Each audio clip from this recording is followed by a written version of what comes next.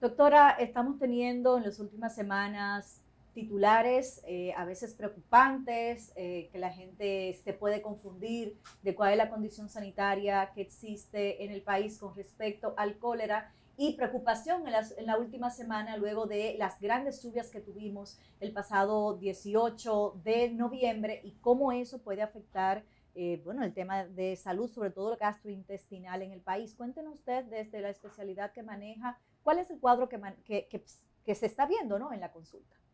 Bueno, realmente siendo el cólera una gastroenteritis aguda que se transmite al ingerir alimentos contaminados, agua por una bacteria llamada Vibrio cholerae y teniendo recientemente aguaceros como lo del fin de semana pasado, pues esto puede aumentar la incidencia del cólera. Hemos escuchado que hay aproximadamente 43 casos de cólera y que siguen en ascenso. ¿Qué provoca? ¿Cuáles son las causas de que un cólera sea una condición negativa en la salud de las personas? Porque uno dice, mira, al niño le dio una mebiasis porque recogió el chupete del piso, pero ¿qué es lo que provoca la criticidad en un cuadro de cólera? Ellas al inicio se manifiesta como si fuera cualquier otra gastroenteritis, es decir, lo que va a haber, y de hecho, del 70 al 80% son casos portadores, ni siquiera usted se percibe que tiene cólera. Ahora, en el 20% de los casos, entonces ya vienen los síntomas, y de esto la mayoría suelen ser leves, disconfort abdominal, diarrea, y muchas veces se confunde con cualquier otra gastroenteritis, como si fuera mebiasis, yardiasis o si fuera alguna gastroenteritis bacteriana. Ahora, ¿cuál es la diferencia? El cólera, el Vibrio cholerae, produce una enterotoxina y esta enterotoxina es lo que le da esta característica de letalidad, porque las diarreas son muy abundantes, copiosa, abrupta. De hecho, puede llegar a producir una pérdida de líquidos de 1 litro por hora. Wow. ¿Y qué lleva esto? Entonces, a que haya desbalance circulatorio, colapso cardiovascular. La suerte es que la mayoría se comporta de forma leve a moderada. Por eso cuando la gente tiene síntomas, cuando identifica, y otra característica muy importante, suele ser transparente, clara y llegar a tomar un color estilo agua de arroz. Desde que vemos el aspecto de la evacuación así, pues debemos de ir a un centro de salud cercano. O sea, usted está diciendo que puede haber de los casos que tenemos de cólera en el país, un 80% de los pacientes asintomáticos, de este parásito. Sí, al y estos final, se convierten en portadores. O sea, se transmite, se contagia. Que aunque no tenga síntomas, sí puede transmitir las enfermedades. Es decir, si evacúa y esta S no es adecuadamente dispuesta, entonces puede contaminar ríos, arroyos, pozos, alimentos, verduras, frutas realmente, de aquellas que no se pelan o que no se da una adecuada higiene y ser el precursor de la infección bacteriana. ¿Hay una condición particular en el paciente para que sea de ese 80% que es asintomático o del 20% que ve la crisis o ve los síntomas? ¿Hay una predisposición genética de salud en el paciente? Se dice que hay algunos factores, como tener grupo sanguíneo O, estar en países endémicos, etcétera, pero si el paciente tiene alguna comorbilidad, obviamente que tiene mayor riesgo de llegar a la parte severa, igual niños, envejecientes, etcétera. Entonces, doctora, estamos hablando de cólera, la gente se preocupa por el cólera. Desde el pasado 2010, donde tuvimos este gran brote producto de la situación sanitaria que se vivió en el hermano país de Haití y por consiguiente llega por las fuentes acuíferas a nuestro país desde entonces, en 2011, un pico elevadísimo, y a partir de ahí, pues, un poco a la baja, ¿no? Hasta llegar casos esporádicos, sí. Hasta el pasado año que tuvimos las cifras más altas, 1000 y tantos, luego 700, y este año que ya tenemos en el informe de la OPS del pasado verano, que hablaban de 100 y tantos de casos en el último año, digamos el corte octubre-octubre, o octubre-verano. Pero nosotros aquí en el país, ¿qué podemos ver además del cólera? Que sería quizás, no sería la única condición que podamos tener como resultado a propósito de las grandes lluvias del pasado fin de semana. Muchísimas infecciones gastrointestinales y dentro de ellas bacterianas importantes, Shigella, E. coli, Salmonella, etcétera. De hecho, por la precaución que debemos de tener con el agua que ingerimos, que debe de ser purificada, los productos enlatados suelen ser seguros, al igual que el agua embotellada. Lo que debemos de higienizarlo antes de consumirlo, porque a nivel de la lata, de la cobertura, tratar de no comer alimentos crudos que sean bien cocidos. Y si estamos pensando en cólera, los mariscos, crustáceos, tampoco ingerirlo crudo en esta temporada. ¿Hay una temporada alta o simplemente cuando tenemos lluvias? ¿Hay otras fechas específicas o zonas del país Nosotros más propensas? Somos considerados endémicos ya, de hecho, entonces por nuestros vecinos. Entonces ya siempre debemos de estar alerta, pero aún más cuando están estos periodos de lluvias. En las zonas rurales donde quizás las deposiciones son menos... Y fronteriza también. Y fronteriza, claro que sí. Los ríos, las personas que viven cerca de los ríos, de las zonas contaminadas. Compartimos algunos ríos y de hecho ahora con la lluvia, pues bastante que le aumentó el cauce, entonces pudiéramos también tomarlo en cuenta. Las personas que vieron sus espacios de hogares, de zonas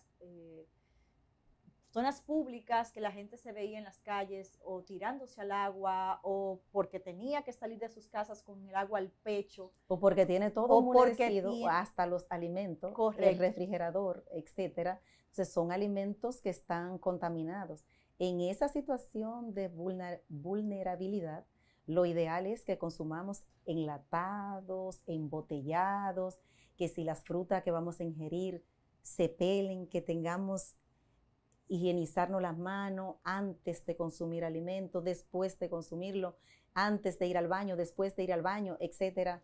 Y si no tenemos al alcance, porque vemos que hasta el agua que está contaminada, pues tener productos de higiene como alcoholado y eso para antes de consumir los alimentos. Hay una realidad, doctora, que no podemos nosotros ignorar y es el factor educación en todo este escenario de vulnerabilidad, y hablamos de higiene, sea con agua purificada o con productos de limpieza, pero en muchos espacios del país esa no es la realidad. No se tiene a la mano quizá los accesos o el agua que manejan es justamente la del río. Las autoridades, ¿cómo deberían estar pudiéramos clorificarla, porque lo ideal es que todos tengamos acceso al agua potable. Háblenos de la vacuna, doctora. Se ha hablado de vacunación para el cólera, han habido jornadas, incluso después de estos brotes diarreicos en el sur del país también se ha hablado de estas jornadas de vacunación, en el pasado la hemos tenido. ¿Hay algún plan desde el conocimiento que tiene usted como especialista de cuál sería el proceder a partir de esta crisis? Tradicionalmente utilizada la vacuna, Estados Unidos, países desarrollados, a todo el que va de viaje a países endémicos, entonces se vacuna a la población que va desde los 2 años a los 64 años, a los viajeros desde los 18 a los 64. Veo que recientemente han implementado que llegó hasta un lote de vacunas, es una vacuna cómoda, oral, donde se le depositan 3 dosis, entonces eso lo veo muy bien. ¿Cualquier persona puede acceder a estas vacunas en la práctica privada, en la práctica pública? ¿Cómo se maneja eso? No sé cómo se maneja, no estoy al tanto de cómo lo está manejando el ministerio. O sea, ¿no hay un plan específico para prever quizás con los especialistas el tratamiento, las estadísticas que se tienen en este sentido? ¿Cómo funciona Bueno, ya? Tiene sus indicaciones en este momento lo más expuesto debieran de ser los vacunados, lo más susceptible, lo que están cerca de los lugares de las inundaciones. O sea, que esperamos tener quizás estas importantes jornadas en los próximos días, partiendo de ese lote de vacunas en esas zonas más vulnerables. Muy interesante. Claro, bueno, y necesario también. Ese es el llamado a la población que es consciente de esa zona vulnerable. De sí, y entre otras cosas, prevenir. Y dentro de ello, lo que es la higiene, disponer adecuadamente de las excretas, es una forma de irnos cuidando en lo que la vacuna tampoco te va a proteger de forma a largo plazo. Eso es transitorio. Es decir, que lo más importante ni siquiera es la vacunación, sino son las medidas de higiene. ¿Qué tiempo de protección? Aproximada, varía, pero la más utilizada es una protección aproximada de 6 meses. O sea que tendríamos que estar previendo, sobre todo en estas personas de zonas más vulnerables, un refuerzo cada 6 meses. Lo ideal es la prevención con lo que ingiere, el agua, los alimentos, las higienes de la mano. Esa sí sería la principal medida. Interesante. Y reservar la vacuna para aquellos que estén más expuestos. Claro.